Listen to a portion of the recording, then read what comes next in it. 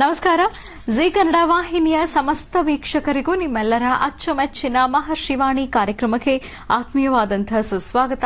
ವೀಕ್ಷಕರೇ, ಕಳೆದ ಶನಿವಾರದ ಮಹರ್ಷಿವಾಣಿ ಕಾರ್ಯಕ್ರಮದಲ್ಲಿ ನಾವು ನೋಡಿದ್ದು ಡಾಕ್ಟರ್ ಮಹರ್ಷಿ ಆನಂದ ಗುರೂಜಿಯವರ ದಿವ್ಯ ಸಾರಥ್ಯದಲ್ಲಿ ಅವರ ನೂತನ ಆಶ್ರಮ ಮಹರ್ಷಿ ಮಂದಿರದಲ್ಲಿ ಲೋಕ ಕಲ್ಯಾಣಾರ್ಥವಾಗಿ ಸಕಲರಿಗೂ ಒಳಿತಾಗಲಿ ಅನ್ನುವಂತಹ ಸದುದ್ದೇಶದಿಂದ ಸಾಮೂಹಿಕ ಶ್ರೀ ಸತ್ಯನಾರಾಯಣ ಸ್ವಾಮಿ ಪೂಜಾ ಕಾರ್ಯವನ್ನು ಬಹಳ ಅದ್ದೂರಿಯಾಗಿ ಆಚರಿಸಲಾಯಿತು.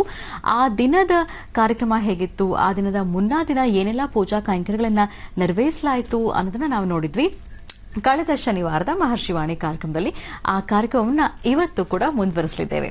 ಇವತ್ತಿನ ಕಾರ್ಯಕ್ರಮದಲ್ಲಿ ನಾವು ನೋಡುವಂಥದ್ದು ಬಹಳ ಮುಖ್ಯವಾದಂಥದ್ದು, ಪ್ರಧಾನ ಪಾತ್ರ ವಹಿಸುವಂಥದ್ದು ಸತ್ಯನಾರಾಯಣ ಸ್ವಾಮಿ ಪೂಜಾ ಕಾರ್ಯದಲ್ಲಿ ಇರೋದು ಸ್ವಾಮಿಯ ಕಥಾಶ್ರವಣ ಮತ್ತು ವಿಶೇಷವಾದಂತಹ ಪೂಜಾನುಷ್ಠಾನ. ಆದರೆ ಕಥಾಶ್ರವಣ ಪೂಜಾನುಷ್ಠಾನ ಪ್ರಾರಂಭ ಆಗೋಕ್ಕೂ ಮುನ್ನ ಡಾಕ್ಟರ್ ಮಹರ್ಷಿ ಆನಂದ ಗುರೂಜಿಯವರು ವೇದಿಕೆಗೆ ಆಗಮಿಸಿದ್ರು ಮತ್ತು ಯಾರಿಗೆಲ್ಲ ಈ ಸಾಮೂಹಿಕ ಸತ್ಯನಾರಾಯಣ ಸ್ವಾಮಿ ಪೂಜಾ ಕಾರ್ಯದಲ್ಲಿ ಭಾಗವಹಿಸೋದಕ್ಕೆ ಸಾಧ್ಯ ಆಗೋದಿಲ್ವೋ ಅವರೆಲ್ಲರೂ SMS ಕಳಿಸಬಹುದು ಅಂತ ನಾವು ತಿಳಿಸಿದ್ವಿ. ಹಾಗಾಗಿ ಈ ರೀತಿ ಸಾವಿರಾರು ಸಂಖ್ಯೆಯಲ್ಲಿ ಬಂದಂತಹ SMS ಪ್ರತಿಯೊಬ್ಬರ ಹೆಸರಿನಲ್ಲೂ ಗುರುಜಿಯವರು ವಿಶೇಷವಾದಂತಹ ಸಂಕಲ್ಪವನ್ನ ಸಲ್ಲಿಸಿದ್ರು, ಪ್ರಾರ್ಥನೆ ಸಲ್ಲಿಸಿದ್ರು. ಬನ್ನಿ ಹಾಗಿದ್ರೆ ವೇದಿಕೆಯಲ್ಲಿ ಗುರುಜಿಯವರು ಏನೆಲ್ಲ ಮಾತನಾಡಿದ್ದಾರೆ ನೋಡ್ಕೊಂಡು ಬರೋಣ. ಶ್ರೀಮನ್ನಾರಾಯಣ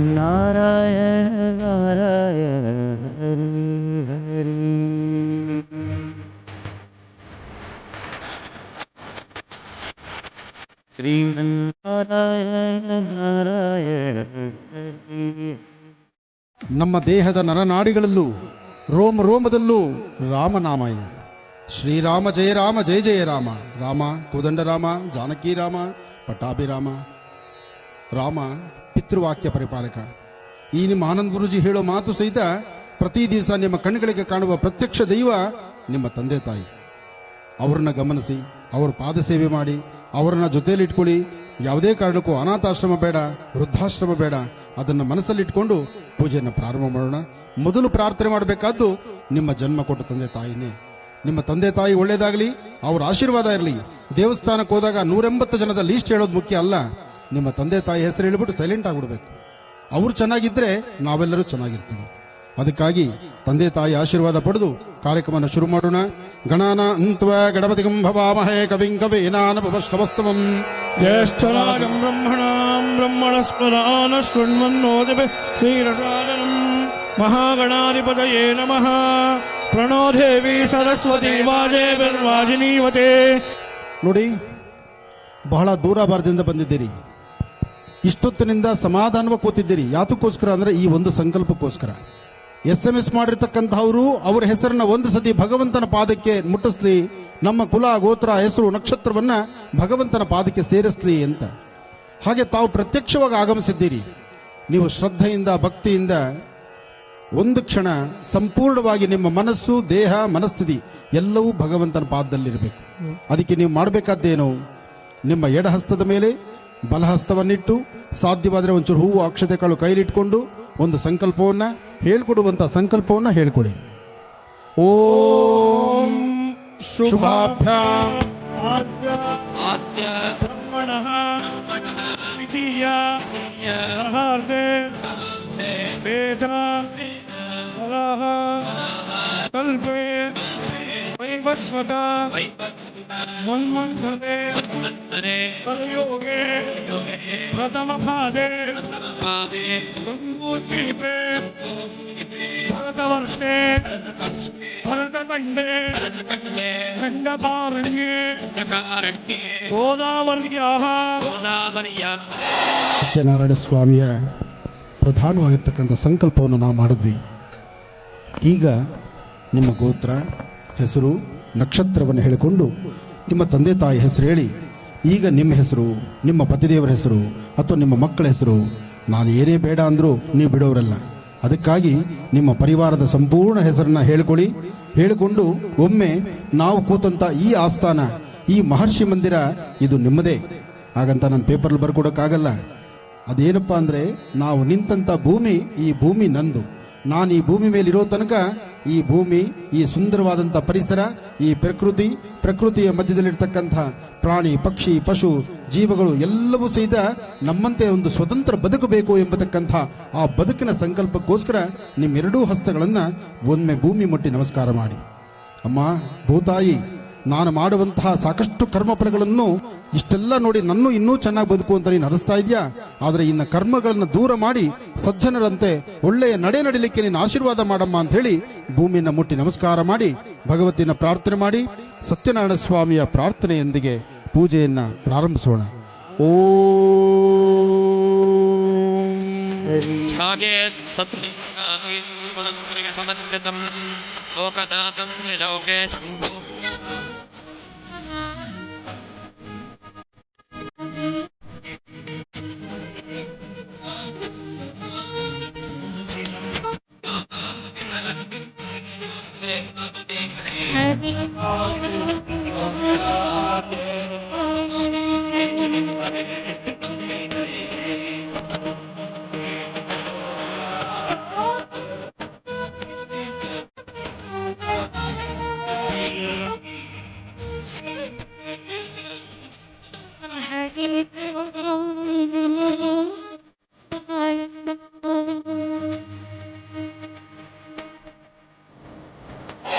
ಸತ್ಯನಾರಾಯಣ ಸ್ವಾಮಿನ ಇಲ್ಲಿ ಪ್ರಾಣ ಪ್ರತಿಷ್ಠಾಪನೆ ಮಾಡ್ತಾ ಇದ್ದೀವಿ.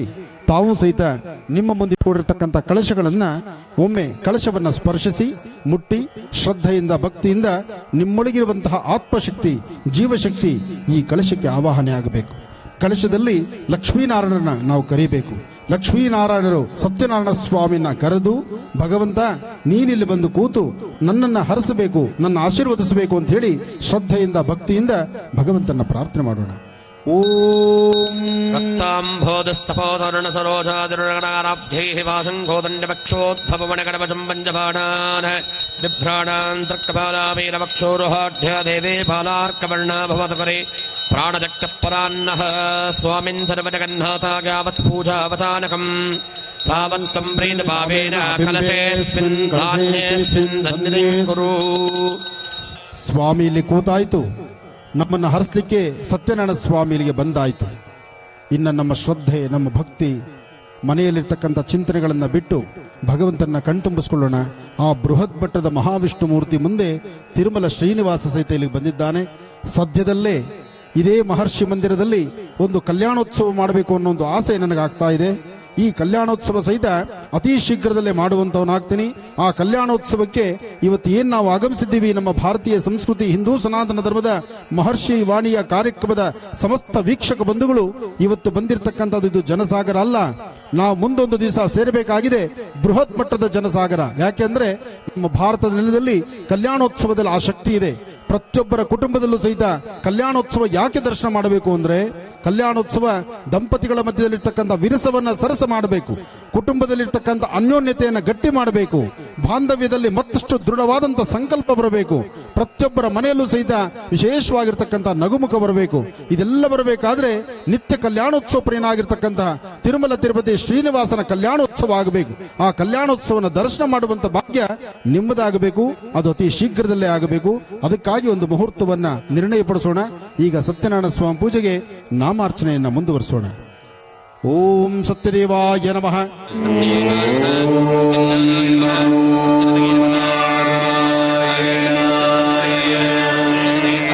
ಸತ್ಯೇಶ್ವರಾಯ ನಮಃ.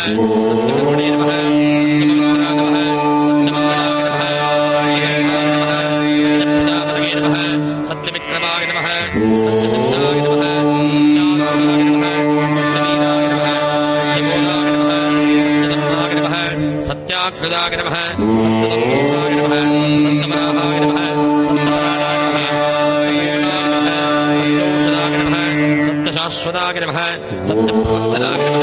ಸತ್ಯವಿದ್ಮೇ ನಮಃ.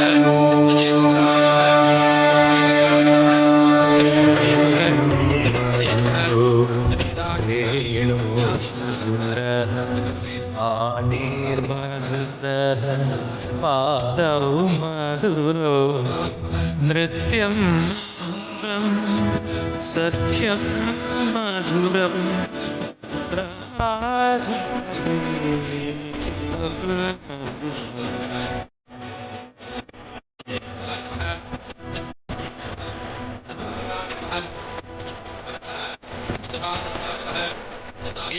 पीतं मधुरं पीतं मधुरं मुक्तं मधुरं सुप्तं मधुरं रूपं मधुरं तिलकं मधुरं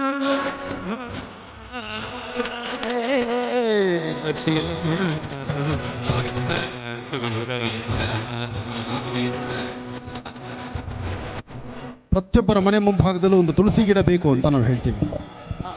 ಈ ತುಳಸಿ ಬರೀ ದೇವರ ಪೂಜೆಗೆ ಮಾತ್ರ ಅಲ್ಲ, ನಿಮ್ಮ ಆರೋಗ್ಯ ವೃದ್ಧಿಗೂ ಸಹಿತ.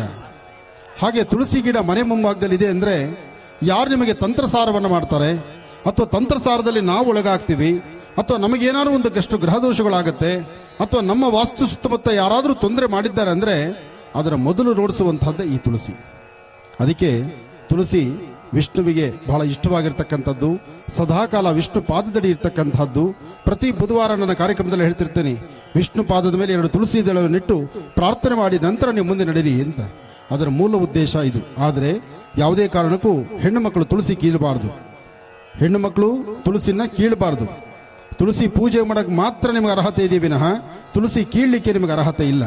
ಅದಕ್ಕೆ ತುಳಸಿ ಕೀಳಬೇಕಾದ್ರೆ ನಿಮ್ಮ ಪತಿದೇವರನ್ನ ಮನೆಯಲ್ಲಿರ್ತಕ್ಕಂಥ ನಿಮ್ಮ ಗಂಡು ಮಕ್ಕಳಿಗೆ ಹೇಳಬೇಕು, 1-2 ತುಳಸಿ ದಳ ಮಾತ್ರ ಕಿತ್ತುಕೊಡಿ ಅಂತ. ಹಾಗೆ ತುಳಸಿ ಕೀಳಬೇಕಾದ್ರೆ ನಿಮ್ಮ ಉಗುರು ತಗಲಬಾರದು. ನಿಮ್ಮ ಉಗುರು ತಗಲಿದ್ರೆ ಅದು ನಂಜಾಗತ್ತೆ, ಗಿಡ ಹಾಳಾಗತ್ತೆ, ಜೊತೆಗೆ ಅದರಿಂದ ದೋಷನೂ ಬರುತ್ತೆ. ಅದಕ್ಕೆ ತುಳಸಿನ ಬಹಳ ಜೋಪಾನವಾಗಿ ಕೀಳಬೇಕು, ಪುರುಷರಷ್ಟೇ ಕೇಳಬೇಕು, ಹೆಣ್ಣು ಮಕ್ಕಳು ಪೂಜಿಸಬೇಕು. ತುಳಸಿ ತೀರ್ಥವನ್ನ ಎಲ್ಲರೂ ತಗೊಳ್ಬೇಕು. ಇದೇ ತುಳಸಿನ ಭಗವಂತನಿಗೆ ಅರ್ಪಣೆ ಮಾಡೋಣ.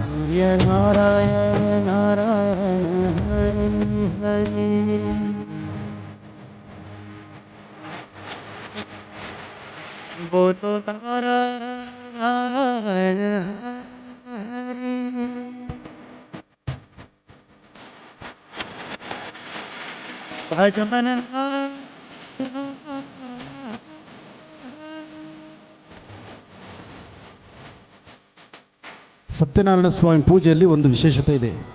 ಏನಪ್ಪ ಅಂದರೆ, ಪೂಜೆಗೆ ಭಾಗವಹಿಸದಿರ ಇದ್ದರೂ ಪೂಜೆ ನಡೆಯುವಂತಹ ಆ ಸಾನ್ನಿಧ್ಯದಲ್ಲಿ ಒಂದಿಷ್ಟು ಪ್ರಸಾದ ಸಿಕ್ಕಿದ್ರೆ ಅದನ್ನು ಸ್ವೀಕರಿಸಬೇಕಂತೆ. ಹಾಗೆ ಸತ್ಯನಾರಾಯಣ ಸ್ವಾಮಿ ಪೂಜೆಗೆ ನಿಮ್ಮನ್ನು ಆಹ್ವಾನ ಮಾಡಬೇಕಾದಿಲ್ಲ. ನಿಮ್ಮ ಶತ್ರುಗಳ ಮನೆಯಲ್ಲಿ ಸತ್ಯನಾರಾಯಣ ಸ್ವಾಮಿ ಪೂಜೆ ನಡೀತಿದ್ರು ನೀವು ಆ ಮಾರ್ಗದಲ್ಲಿ ನಡೆದ್ರೆ ಆ ಮನೆ ಒಳಗಡೆ ನೀವು ಹೋಗ್ಬೇಕಂತೆ, ಹೋಗಿ ಇಷ್ಟು ಪ್ರಸಾದ ಸ್ವೀಕರಿಸಬೇಕಂತೆ. ಅಂದರೆ ಶತ್ರುಗಳ ಮನೆಯಲ್ಲಿ ತೆಗೆದುಕೊಳ್ಳುವ ಪ್ರಸಾದ ಅಮೃತಕ್ಕೆ ಸಮಾನ ಅಂತ ಹೇಳ್ತಾರೆ. ಈ ಸತ್ಯನಾರಾಯಣನ ಪ್ರಸಾದ ಅಷ್ಟು ವಿಶೇಷವಾಗಿರ್ತಕ್ಕಂಥದ್ದು. ಅದಕ್ಕಾಗಿ ಇವತ್ತು ಇಲ್ಲಿಗೆ ಆಗಮಿಸಿರ್ತಕ್ಕಂತಹ ಪ್ರತಿಯೊಬ್ಬ ಭಕ್ತರಿಗೂ ಮಹರ್ಷಿ ಮಂದಿರದಲ್ಲಿ ಬೆಳದಿಂಗಳ ಊಟ ಇದೆ, ಜೊತೆಗೆ ಸತ್ಯನಾರಾಯಣ ಸ್ವಾಮಿ ಪ್ರಸಾದ ಇದೆ. ಪ್ರಸಾದವನ್ನು ಸ್ವೀಕರಿಸಿ ನಂತರ ಪ್ರಯಾಣ ಬೆಳೆಸಿ. ಹಾಗೆ ಏನಪ್ಪಾ ತಡವಾಯ್ತಲ್ಲ ಹೇಗೆ ಅಂತ ಯೋಚನೆ ಮಾಡಬೇಡಿ. ನಮ್ಮ ಕಿರಣ ಅದಕ್ಕೆ ಅಂತ 4 ಬಸ್ ತಂದಿದ್ದಾನೆ. ಆದರೆ ಬಸ್ಸಲ್ಲಿ ಸೀಟ್ ಫುಲ್ ಆಗಿದ್ರು ಚಿಂತೆ ಇಲ್ಲ, ನಿಂತ್ಕೊಂಡು ನಾನು ನಿಮ್ಮ ಜೊತೆ ಮೆಜೆಸ್ಟಿಕ್ವರೆಗೂ ನಿಮ್ಮನ್ನೆಲ್ಲ ಬಿಟ್ಟು ಬರೋದಕ್ಕೆ ನಾನು ಬರ್ತೇನೆ. ಹಾಗೆ ನಿಮ್ಮ ಆರೋಗ್ಯ ವೃದ್ಧಿಗೋಸ್ಕರ ಅಮೃತ ಬಿಂದು, ಶಕುಂತಲ, ಹಾಗೆ ವಿಶೇಷವಾಗಿರ್ತಕ್ಕಂಥ ಮಧುಮೇಹ ನಿವಾರಣ್. ಈಗ ಮಧುಮೇಹ ನಿವಾರಣ್, ಮಧುಮೇಹ ಆಗಿದೆ, ನಿವಾರಣ್. ಯಾಕೆಂದ್ರೆ ಸಕ್ಕರೆ ಕಾಯಿಲೆಗೂ ಬೇಕು, ಪ್ರಾಣ ಪ್ಲೇಸ್ ಬೇಕು, ಹೃದಯಕ್ಕೆ ಸಂಬಂಧಪಟ್ಟದ್ದು. ಇನ್ನ ಅದು ಇದು ಅಂತ ಹೇಳಿ ಮಧ್ಯಾಹ್ನ ಎಷ್ಟೊತ್ತು ಊಟ ಮಾಡಿದ್ರೋ ಏನೋ, ಪಾಪ ಆ ಎಷ್ಟೊತ್ತು ಊಟ ಮಾಡಿದ್ರೋ ಏನೋ ಗ್ಯಾಸ್ಟ್ರಿಕ್ ಆಗುತ್ತೇನೋ, ಅದಕ್ಕೊಂದಿಷ್ಟು ಅಮೃತ ಬಿಂದು ಇರಲಿ.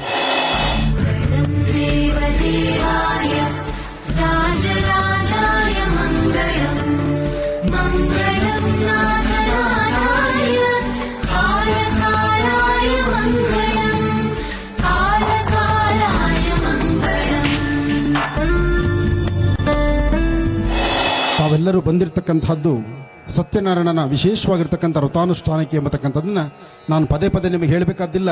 ಆದರೂ ಒಂದು ಎಚ್ಚರಿಸ್ತೇನೆ. ಯಾಕೆಂದರೆ ಬೇರೆ ಕಾರ್ಯಕ್ರಮಕ್ಕೂ ಈ ಕಾರ್ಯಕ್ರಮಕ್ಕೂ ತುಂಬ ಡಿಫ್ರೆನ್ಸ್ ಇದೆ, ತುಂಬ ಅಜಗಜಾಂತರ ಇದೆ. ಅಂತಹ ಸತ್ಯನಾರಾಯಣ ಸ್ವಾಮಿ ಪೂಜೆಗೆ ಆಗಮಿಸಲಿಕ್ಕೆ ಬಂದಿರತಕ್ಕಂಥ ತಮ್ಮೆಲ್ಲರಿಗೂ ಮತ್ತೊಮ್ಮೆ ಸತ್ಯನಾರಾಯಣನ ಅನುಗ್ರಹ ಇರಲಿ. ಸತ್ಯನಾರಾಯಣ ಸ್ವಾಮಿ ಪೂಜೆಯಲ್ಲಿ ಲೋಪ ಆದರೂ ಪರವಾಗಿಲ್ಲವಂತೆ, ಆ ಕೇಳುವ ಕಥಾಶ್ರವಣ ಇದೆಯಲ್ಲ ಅದರಲ್ಲಿ ಲೋಪವಿಲ್ಲದಂತೆ ಚಿಕ್ಕದಾಗಿ ಚುಟುಕಾಗಿ ತಮ್ಮೆಲ್ಲರ ಗಮನವನ್ನು ಒಮ್ಮೆ ಇಲ್ಲಿಡಿ. ಸತ್ಯನಾರಾಯಣ ಸ್ವಾಮಿ ಕಥೆಯನ್ನು ಪ್ರಾರಂಭಿಸೋಣ. ಆದರೆ ಕತೆ ಪ್ರಾರಂಭ ಕಾಲದಲ್ಲಿ ಇಷ್ಟು ಹೂವು ಅಕ್ಷತೆಗಳು ಕೈಲಿಟ್ಕೊಳ್ಳಿ, ಅಥವಾ ನೀವೆರಡೂ ಕೈ ಒಂದು ಕಡೆ ಜೋಡಿಸಿ ಭಕ್ತಿಯಿಂದ ಭಗವಂತನ ಪ್ರಾರ್ಥನೆ ಮಾಡೋಣ. ಶ್ರೀ ಸತ್ಯನಾರಾಯಣ ಸ್ವಾಮಿಯ ವೃತ ಕಥಾರ್ಥದಲ್ಲಿ ಪ್ರಥಮೋಧ್ಯಾಯವು ಪ್ರಾರಂಭವಾಗ್ತಾ ಇದೆ.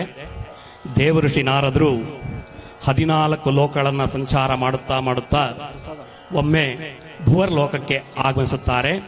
ಅವರು ಬರುವಂತಹ ಸಮಯದಲ್ಲಿ ಭುವರ್ಲೋಕದಲ್ಲಿ ಹುಟ್ಟಿದಂತಹ ನರಮಾನವರು ನಾನಾ ಯೋನಿಗಳಲ್ಲಿ ಉದ್ಭವಿಸಿ ತಮ್ಮ ಪೂರ್ವಾರ್ಜಿತ ಕರ್ಮ ಫಲಗಳಿಂದ ನಾನಾ ವಿಧವಾದಂತಹ ದುಃಖವನ್ನ, ದಾರಿದ್ರ್ಯತೆಯನ್ನ ಅನುಭವಿಸುತ್ತಾ ಇರುತ್ತಾರೆ. ಈ ಸಮಯವನ್ನು ನೋಡಿದಂತಹ, ಈ ಸಂದರ್ಭವನ್ನು ನೋಡಿದಂತಹ ದೇವಋಷಿ ನಾರದರಿಗೆ ಬಹಳ ದುಃಖವಾಗುತ್ತದೆ. ಆಲೋಚನೆ ಮಾಡುವಂತರಾಗುತ್ತಾರೆ. ಮಾನವರ ಉದ್ಧಾರಕ್ಕಾಗಿ ಯಾವುದಾದರೂ ಒಂದು ಉಪಾಯವನ್ನು ಹುಡುಕಬೇಕು ಎಂಬುದಾಗಿ ಆಲೋಚಿಸಿ ಅವರ ದಿವ್ಯ ಶಕ್ತಿಯಿಂದ ಭುವರ್ ಲೋಕದಿಂದ ವೈಕುಂಠ ಲೋಕಕ್ಕೆ ಬರುವಂತರಾಗುತ್ತಾರೆ. ಬರುವಂತ ದಾರಿಯ ಮಧ್ಯದಲ್ಲಿ ಓಂ ನಮೋ ನಾರಾಯಣಾಯ, ನಾರಾಯಣ ಅಷ್ಟಾಕ್ಷರಿ ಮಂತ್ರವನ್ನ ಜಪ ಮಾಡಿಕೊಂಡು ತಮ್ಮ ದಿವ್ಯ ಶಕ್ತಿಯಿಂದ ಭುವರ್ ಲೋಕದಿಂದ ವೈಕುಂಠ ಲೋಕಕ್ಕೆ ಬಂದು ತಲುಪುವಂತರಾಗುತ್ತಾರೆ. ಅಲ್ಲಿ ಶುಭ್ರವುಳ್ಳವನಾಗಿಯೂ 4 ತೋಳುಗಳುಳ್ಳವನಾಗಿಯೂ ಶಂಕು, ಚಕ್ರ, ಗದ, ಪದ್ಮ, ವನಮಾಲೆಗಳಿಂದ ಶೋಭಿಸಲ್ಪಟ್ಟನಾಗಿರುವಂತಹ ಕಮಲಾಪತಿಯನ್ನು ಕಂಡು ದೀರ್ಘದಂಡ ನಮಸ್ಕಾರ ಮಾಡಿ ದೀನಪಾಲಕನಾದಂತಹ ಶ್ರೀಮನ್ನಾರಾಯಣನನ್ನ ಕೊಂಡಾಡುತ್ತಾರೆ. ಆಗ ಮಹಾವಿಷ್ಣುವು ಬಹಳ ಸಂತೋಷಪಟ್ಟು ದೇವಋಷಿ ನಾರದರೆ, ಯಾವ ಉದ್ದೇಶಕ್ಕೋಸ್ಕರವಾಗಿ ತಾವು ವೈಕುಂಠ ಲೋಕಕ್ಕೆ ಬಂದಿದ್ದೀರಾ ಅದನ್ನು ತಿಳಿಸಿದಾದರೆ ನಿಮಗೆ ನಾನು ತಕ್ಕ ಸಮಾಧಾನವನ್ನು ಹೇಳುವೆನು ಎಂಬುದಾಗಿ ಮಹಾವಿಷ್ಣು ವಾಗ್ದಾನವನ್ನು ಕೊಡುತ್ತಾರೆ. ಅದೇ ಪ್ರಕಾರವಾಗಿ ನಾರದ ಮಹಾಮನಿಷಿಗಳು ಕೇಳುವಂತರಾಗುತ್ತಾರೆ. ಸ್ವಾಮಿ, ತಮಗೆ ತಿಳಿಯದ್ಯಾವುದೂ ಇಲ್ಲ, ಆದರೂ ಸಹ ನನ್ನದೊಂದು ಕೋರಿಕೆ, ಅದೇನೇ ಇರಲಿ ನಾರದ ಮಹಾಮನಿಗಳೇ, ಅದನ್ನು ನಾನು ನೆರವೇರಿಸುತ್ತೇನೆ, ತಾವು ಕೇಳಬಹುದು ಎಂಬುದಾಗಿ ಮಹಾವಿಷ್ಣು ವಾಗ್ದಾನವನ್ನು ಕೊಡುತ್ತಾರೆ.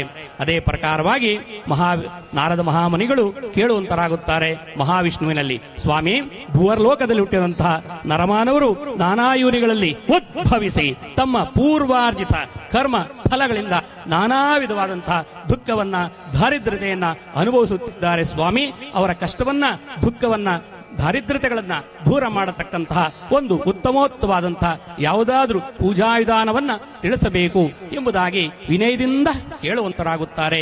ಆಗ ಮಹಾವಿಷ್ಣು ಹೇಳುವಂತರಾಗುತ್ತಾರೆ, ನಾರದ ಮಹಾಮನಿಗಳೇ, ಯಾರು ಶ್ರೀ ಸತ್ಯನಾರಾಯಣ ಹೇಳಲ್ಪಡುವಂತಹ ವಿಷ್ಣುವಿನ ಯಾರು ಆರಾಧನೆ ಮಾಡುತ್ತಾರೆಯೋ ಅಂತವರ ಸಮಸ್ತ ವಿಧವಂತಹ ದುಃಖಗಳು, ದಾರಿದ್ರ್ಯತೆಗಳು ದೂರವಾಗುತ್ತದೆ ಎಂಬುದಾಗಿ ತಿಳಿಸಲಾಗಿ ಪುನಃ ನಾರದ ಮಹಾಮನಿಗಳು ಮಹಾವಿಷ್ಣುವಲ್ಲಿ ಹೇಳುವಂತರಾಗುತ್ತಾರೆ, ಸ್ವಾಮಿ, ಶ್ರೀ ಸತ್ಯನಾರಾಯಣ ಸ್ವಾಮಿಯ ವ್ರತಕಲ್ಪವನ್ನ ಯಾವ ಸ್ಥಳದಲ್ಲಿ ಮಾಡಬೇಕು, ಯಾವ ಸಮಯದಲ್ಲಿ ಮಾಡಬೇಕು, ಯಾರ ಮುಖಾಂತರ ಈ ವ್ರತಕಲ್ಪವನ್ನು ಮಾಡಿಸಬೇಕು, ಈ ವ್ರತಕಲ್ಪಕ್ಕಾಗಿ ಯಾವ್ಯಾವ ಪದಾರ್ಥಗಳನ್ನು ಬಳಸಬೇಕು, ಅವೆಲ್ಲವೂ ಸಹ ಸವಿಸ್ತಾರವಾಗಿ ತಾವೇ ತಿಳಿಸಬೇಕು ಎಂಬುದಾಗಿ ವಿನಯದಿಂದ ಕೇಳಲಾಗಿ ಆಗ ಮಹಾವಿಷ್ಣು ಹೇಳುವಂತರಾಗುತ್ತಾರೆ.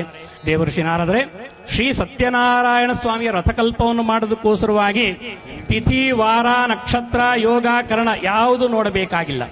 ಯಾವ ದಿನದಲ್ಲಿ ಮನುಷ್ಯನಿಗೆ ಶ್ರೀ ಸತ್ಯನಾರಾಯಣ ಸ್ವಾಮಿಯ ಪೂಜೆಯನ್ನು ಮಾಡಬೇಕು ಎಂಬುದಾಗಿ ತಮ್ಮ ಮನಸ್ಸಿನಲ್ಲಿ ಸಂಕಲ್ಪ ಉಂಟಾಗುತ್ತದೆಯೋ ಆ ದಿನದೊಂದು ಪ್ರಾತಃ ಕಾಲಕ್ಕಿನ್ನ ಸಂಧ್ಯಾಕಾಲವು ಬಹಳ ಶ್ರೇಷ್ಠವಾದಂತಹ ಸಮಯ ಶ್ರೀ ಸತ್ಯನಾರಾಯಣ ಸ್ವಾಮಿ ಪೂಜೆ ಸಮಯ. ಈ ರಥವನ್ನ ದೇವಾಲಯಗಳಲ್ಲಾಗಲಿ ಅಥವಾ ವಟವೃಕ್ಷಗಳ ಸಮೀಪದಲ್ಲಾಗಲಿ ಅಥವಾ ಸ್ವಗೃಹದಲ್ಲಾಗಲಿ ಅಥವಾ ನದೀ ತೀರದಲ್ಲಾಗಲಿ ಶ್ರೀ ಸ್ವಾಮಿಯ ಪೂಜೆಯನ್ನು ಮಾಡಲಿಕ್ಕೆ ಬಹಳ ಶ್ರೇಷ್ಠವಾದಂತಹ ಸ್ಥಳಗಳು. ಈ ರಥವನ್ನ 4 ವರ್ಷಗಳು ಆಚರಿಸಿ ಮಧ್ಯದಲ್ಲಾಗಲಿ ಅಥವಾ ಕೊನೆಯಲ್ಲಾಗಲಿ ಒಂದು ಉದ್ಯಾಪನೆಯನ್ನು ಮಾಡಿದ್ರೆ ಪೂರ್ಣ ಫಲ ಪ್ರಾಪ್ತಿಯಾಗುವುದು. ಈ ರಥಕಲ್ಪಕ್ಕಾಗಿ ವಿಶೇಷವಾದಂತಹ ಪ್ರಸಾದ ಸಭಾದ ಭಕ್ಷ, ರವೆ, ಸಕ್ಕರೆ, ಹಾಲು, ರಸಬಾಳೆ ಹಣ್ಣುಗಳಿಂದ ಮಾಡಿದಂಥ ಭಕ್ಷ್ಯವನ್ನ ಈ ಭಗವಂತನಿಗೆ ಸಮರ್ಪಣೆಯನ್ನ ಮಾಡಬಹುದು. ಒಬ್ಬ ಬ್ರಾಹ್ಮಣ ಮುಖಾಂತರ ಈ ರಥಕಲ್ಪವನ್ನು ಮಾಡಿಸಿ ಆತನೇ ಸತ್ಯನಾರಾಯಣ ಸ್ವಾಮಿ ಎಂಬುದಾಗಿ ತಿಳಿದು ಆತನಿಗೆ ಪಾದ್ಯ ಅರ್ಘ್ಯಾದಿಗಳನ್ನು ಕೊಟ್ಟು ದಕ್ಷಿಣಾದಿಗಳನ್ನು ಕೊಟ್ಟು ಕಥಶ್ರವಣವನ್ನು ಕೇಳಬೇಕು.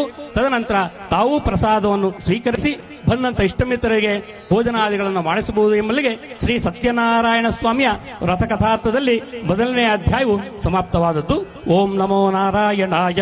ಸರ್ವಸ್ಯಾಪ್ತಿ ಸರ್ವಸದಿತಿ ಸರ್ವದೇವದೇನ ಆಪ್ನೋತಿ ಸರ್ವಂ ಜಯತಿ. ಸತ್ಯನಾರಾಯಣ ಸ್ವಾಮಿ ಮೊದಲು ಭಗವಂತನೇ ಭಕ್ತ ಕೇಳ್ತಾನೆ, ಭಗವಂತ, ಇಹದಲ್ಲಿ ಸಾಕಷ್ಟು ಸಂಕಷ್ಟಗಳಿದೆ, ಕಷ್ಟಗಳಿದೆ. ಈ ಕಷ್ಟಗಳನ್ನು ಪಾರು ಮಾಡ್ಕೊಳ್ಳೋ ವಿಧಾನ ಹೇಗೆ? ನಮಗೆ ಬಹಳ ಕಷ್ಟ ಬಂದಾಗ ನಾವೇನು ಮಾಡ್ತೀವಿ ಹೇಳಿ? ಸೀದಾ ಹೋಗ್ತೀವಿ, ಭಗವಂತನ ಮುಂದೆ ಕೂತ್ಕೋತೀವಿ. ಭಗವಂತನ ಮುಂದೆ ಕೂತ್ಕೊಳ್ತೀವಿ ವಿನಃ ಇನ್ನೊಬ್ಬ ವ್ಯಕ್ತಿ ಮುಂದೆ ಕೂತು ನನ್ನ ಕಷ್ಟ ಅಂತ ಎಷ್ಟೊತ್ತು ಹೇಳ್ಕೊಳ್ಳೋಣ. ನಾನು ಹೇಳಿದಷ್ಟೊತ್ತು ಆತನೂ ಕಣ್ಣೀರು ಹಾಕ್ತಾನೆ, ನಾನು ಕಣ್ಣೀರು ಹಾಕ್ತೀನಿ. ನಾನು ಈ ಕಡೆ ಬಂದ ತಕ್ಷಣ ನೋಡೋಣ, ಬೆಳಗ್ಗೆಯಿಂದ ಕಷ್ಟನಂತೆ, ಮನೇಲಿ ಹೆಂಡತಿ ಬೈತಾಳಂತೆ, ಇರೋಬ್ಬರ ದುಡ್ಡು ಕಳ್ಕೊಂಡಂತೆ, ಈಗ ದರಿದ್ರನಾಗಿದ್ದಾನಂತೆ, ಎಲ್ಲೂ ತಿನ್ನ ಕನ್ನಗತಿ ಇಲ್ವಂತೆ. ಇದನ್ನ ಛೇಡಿಸಿ ನಡೆಸ್ತಾರೆ. ಇದನ್ನು ಮೀರಿರ್ತಕ್ಕಂಥ ಒಂದು ಶಕ್ತಿ ಇದೆ, ಅದೇ ಸತ್ಯದೇವ.